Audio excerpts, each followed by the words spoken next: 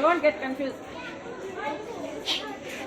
చూడండి ఈ ఇల్లు ఎంత బాగుందో, అందరూ చూసి ఇలాంటి ఇల్లు కట్టుకోవాలి. Okay, next.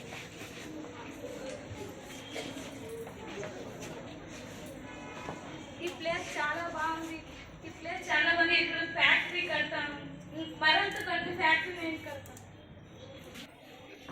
చూడండి, నాకు ఈ షాపింగ్ మాల్స్ వల్ల ఎక్కువ లాభాలు లభిస్తున్నాయి. ఇంకా నేను వరల్డ్ వైడ్ అన్ని షాపింగ్ ప్రపంచంలో షాపింగ్ మాల్స్ అన్ని కట్టుకొని బాగా డబ్బులు సంపాదిస్తాను. హలో హలో, బోర్ వేసే వాళ్ళ అండి? అవునండి. మా తోటలో బోర్ వేస్తారా అండి? వచ్చి వేస్తానండి. ఒక అడుగుకి ఎంత అండి? 500 అండి. రేపు మంచి రోజు అంట, రేపు వస్తారా అండి? వచ్చి వేస్తానండి. బ్యాడ్ లక్ అండి, ఇది బ్యాడ్ లక్ కాదు. ఇక్కడ నీళ్ళు అనేది లేదు అసలు. భూమి లోపల నీళ్ళు అంటే లేకపోవడం. అవునండి, ఇక్కడ అసలు భూమిలో నీళ్ళు లేవు. మీరు ఎలా చెప్తారు? నేను ఎలా చెప్తానంటే, పూర్వకాలంలో ఆది మానవులు చెట్లతో కలిసి అక్కడున్న పండ్లు కాయలు తింటూ జీవనం సాగిస్తూ వాళ్ళకి ఎలాంటి హానికరం కలిగించలేదు. కానీ ఎప్పుడైతే ఈ మధ్యయుగం అనేది మొదలయ్యిందో, ఈ ఫ్యాక్టరీస్ కానీ ఈ షాపింగ్ మాల్స్ బిల్డింగ్స్ కట్టి ఈ చెట్లను నాశనం చేస్తున్నాయి. కాబట్టి మనకి ఇక్కడ బోరు తవ్వినా కూడా ఇక్కడ నీరు అనేది రావట్లేదు. మీరు ఒకటి అనుకోని చెట్ల వల్ల ఏం నీరు రాకపోవడం అంటే, ఇప్పుడు మనకి చెట్ల వల్లే వానలు పడి ఇక్కడ భూమిలోకి వాటర్ వెళ్తుంది.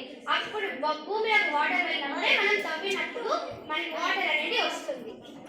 నిజమేనండి, నాకు ఇప్పుడే అర్థమవుతుంది. నా చిన్నప్పుడు మా టీచర్ గారు చెప్పేవాళ్ళు, మన ప్రకృతిని కాపాడుకోవాలి, చెట్లను నాటాలి, నీరుని వృధా చేయకూడదు, ఇలాంటి మరెన్నో చెప్పారు.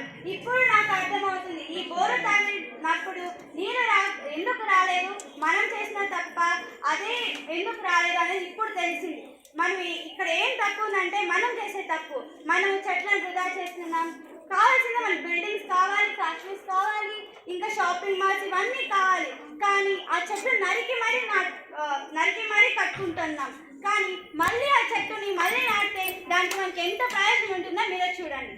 అందుకే అంటారేమో వృక్షో రక్షిత రక్షిత అంటే, మనం ఒక్క చెట్టుని నాటి దాన్ని సంరక్షించినా కూడా అది మనలాంటి ఎంతో మానవులకి ఆక్సిజన్ ఇచ్చి మనల్ని కాపాడుతుంది. కానీ ముందు ఏమంటే ఆక్సిజన్ని పీల్చుకునేవాళ్ళు, అంటే మన నేచర్ నుంచి వచ్చే గాలిని పీల్చుకునేవాళ్ళు. కాకపోతే ఇప్పుడు ఆక్సిజన్ సిలిండర్స్ వాడుతున్నారు. ఇది అవసరమా మనకు? ఇప్పుడు మీరు దేని ఉదాహరణగా తీసుకోవాలంటే, చిత్రాల్లో మనకి చూపిస్తున్నారు కదా, భవిష్యత్తులో ఎలా ఉంటుంది అంటే, మనకి ఆక్సిజన్ అనేది ఉండదు. మనం ఆక్సిజన్ సిలిండర్స్ పెట్టుకొని మనం జీవనం కొనసాగించాలి.